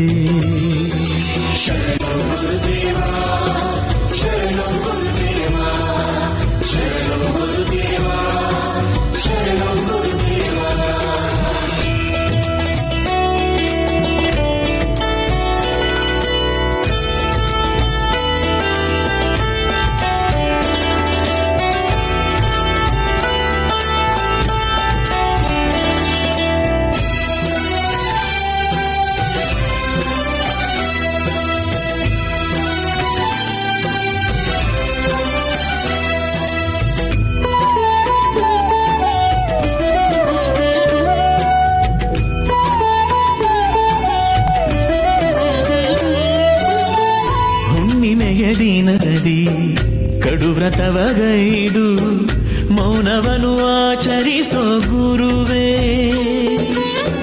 ಶಶಿಕಿರಣ ಬೆಳಕಲಿ ಕಾಡಿಗೆಯ ಮಾಡಿ ಭಕ್ತರನ್ನು ಕಾಪಾಡೋ ಪ್ರಭುವೇ. ಹುಣ್ಣಿಮೆಯ ದಿನದಿ ಕಡುವ್ರತವಗೈದು ಮೌನವನು ಆಚರಿಸೋ ಗುರುವೇ ಶಶಿಕಿರಣ ಬೆಳಕಲಿ ಕಾಡಿಗೆಯ ಮಾಡಿ ಭಕ್ತರನ್ನು ಕಾಪಾಡೋ ಪ್ರಭುವೇ. ಜಗದ ಬಂಧು ನೀವು ಸಿದ್ಧಿಯ ಪುರುಷರು ನೀವು ನಿಮ್ಮನ್ನು ಮರೆಯುವ ಬಳೆಯ ಸಿದ್ಧಿಯ ಮಾಡಿ ನೀಡಿ ಸೌಭಾಗ್ಯ ತರುವಂತ ವಿಭುವೇ. ಸ್ವರದಲ್ಲಿ ಸಂಕಷ್ಟ ತಿಳಿದು ನೋಟದಲ್ಲಿ ನೋವುಗಳ ಅಳೆದು ಮಹರ್ಷಿ ಮಂದಿರದಲ್ಲಿ ಅನ್ನ ಸಂತರ್ಪಣೆ, ಬೆಳದಿಂಗಳ ಊಟ, ಚಂದ್ರಮನ ಊಟ, ವಿಶೇಷವಾಗಿರ್ತಕ್ಕಂಥ ಚಂದ್ರನ ಬೆಳಕಲ್ಲಿ ಊಟ ಮಾಡುವಂಥ ಭಾಗ್ಯ ಇವತ್ತು ಸಾಕಷ್ಟು ಜನ ನನ್ನ ಅಭಿಮಾನಿ ದೇವರಲ್ಲಿದೆ. ಒಟ್ಟಾರೆ ಎಲ್ಲರ ಮಧ್ಯದಲ್ಲಿ ಎಲ್ಲರೂ ಸಾಮೂಹಿಕವಾಗಿ ಕೂತು ಇಲ್ಲಿ ಜಾತಿ ಮತ ಭೇದವಿಲ್ಲ, ಮೇಲು ಕೀಳು ಎಂಬತಕ್ಕಂಥದ್ದಿಲ್ಲ. ಅನ್ನಪ್ರಸಾದ, ಹಸಿವಿಗೆ ಅನ್ನ ಬೇಕೇ ಬೇಕು. ಅನ್ನವೇ ಅನ್ನಪೂರ್ಣೇಶ್ವರಿಯ ಮಹಾಪ್ರಸಾದ ಇವತ್ತು ಮಹರ್ಷಿ ಮಂದಿರದ ನಡೀತಾ ಇದೆ. ಒಳ್ಳೆಯದಾಗಲಿ, ಶುಭವಾಗಲಿ. ಶಿವನಿಗೆ ನಾವು ಬಿಲ್ಪತ್ರೆಯನ್ನು ಅರ್ಪಿಸಿದ್ರೆ ನಮ್ಮ ಮನಸ್ಸಿಗೆ ಸಮಾಧಾನ ಆಗುತ್ತೆ. ಶ್ರೀಕೃಷ್ಣ ಪರಮಾತ್ಮನಿಗೆ ಒಂದು ತುಳಸಿ ದಳವನ್ನು ಅರ್ಪಿಸಿ ಪರಮಾತ್ಮ ನಮ್ಮನ್ನು ಕಾಪಾಡು ಅಂತ ಕೇಳ್ಕೊತೀವಿ. ತಾಯಿಯನ್ನು ಭೂಮಿಗೆ ತಂದು ನಮ್ಮನ್ನು ಇಷ್ಟು ಒಳ್ಳೆ ಪ್ರಪಂಚಕ್ಕೆ ಪರಿಚಯ ಮಾಡಿಸೋದಕ್ಕೆ ನಾವು ಕೃತಜ್ಞರಾಗಿದ್ದೇವೆ. ಹಾಗೆ ಎಲ್ಲರಿಗೂ ನಮಸ್ಕರಿಸಿ ನಮಗೆ ಸಮಾಧಾನ ಪಟ್ಕೋತೀವಿ. ಆದರೆ ಗುರುವಿನ ಪಾದಕ್ಕೆ ನಮಸ್ಕರಿಸಿದ್ರು ನಮಗೆ ಸಮಾಧಾನ ಆಗೋದೇ ಇಲ್ಲ. ಯಾಕೆ ಅಂತಂದ್ರೆ ಗುರುವಿನಿಂದ ಕಲ್ತ್ಕೊಳ್ಳುವಂಥದ್ದು ಬಹಳ ಇದ್ದೇ ಇರುತ್ತೆ. ಎಷ್ಟು ಸಲ ಗುರುವಿನ ಪಾದಕ್ಕೆ ನಮಸ್ಕರಿಸಿ ಕಲ್ತ್ಕೊಳ್ತಾ ಇರ್ತೀವೋ ಅಷ್ಟೂ ಸಲ ಕಲಿಯುವಂಥದ್ದನ್ನ ನಮ್ಮ ಗುರುಗಳು ಮಾರ್ಗದರ್ಶನದ ಮೂಲಕ ನಮಗೆ ತಿಳಿಸ್ಕೊಡ್ತಾ ಇರ್ತಾರೆ. ಹಾಗಾಗಿ ಎಲ್ಲರಿಗಿಂತ ಗುರುವೇ ದೊಡ್ಡವರು. ಈ ಒಂದು ಅದ್ಭುತವಾದ ವೇದಿಕೆಯಲ್ಲಿ ನಮಗೆ ಅವಕಾಶವನ್ನ ತಂದುಕೊಟ್ಟಂತವರು ಶ್ರೀಯುತರಾದ ಕಿರಣ್ ಕುಮಾರ್ ಅವರ ಕುಟುಂಬದವರಿಗೆ ನಾನು ಆಭಾರಿಯಾಗಿರ್ತೇನೆ ಮತ್ತು ವೀಣಾ ಪೀರ್ ಅವರಿಗೂ ಆಭಾರಿಯಾಗಿರ್ತೇನೆ. ನಮ್ಮ ಕುಟುಂಬದವರೆಲ್ಲರೂ ಈ ಒಂದು ಬೃಹತ್ ಕಾರ್ಯಕ್ರಮದಲ್ಲಿ ನಮಗೆ ಅವಕಾಶ ಮಾಡಿಕೊಟ್ಟು ಭಗವಂತನ ಕೃಪೆಗೆ ಎಲ್ಲರನ್ನೂ ಪಾತ್ರರಾಗಿ ಮಾಡಿಸಿಕೊಟ್ಟಂತ ಆನಂದ ಗುರೂಜಿ ಅವರಿಗೆ ನಾನು ಎಂದೆಂದಿಗೂ ಆಭಾರಿಯಾಗಿರ್ತೇನೆ.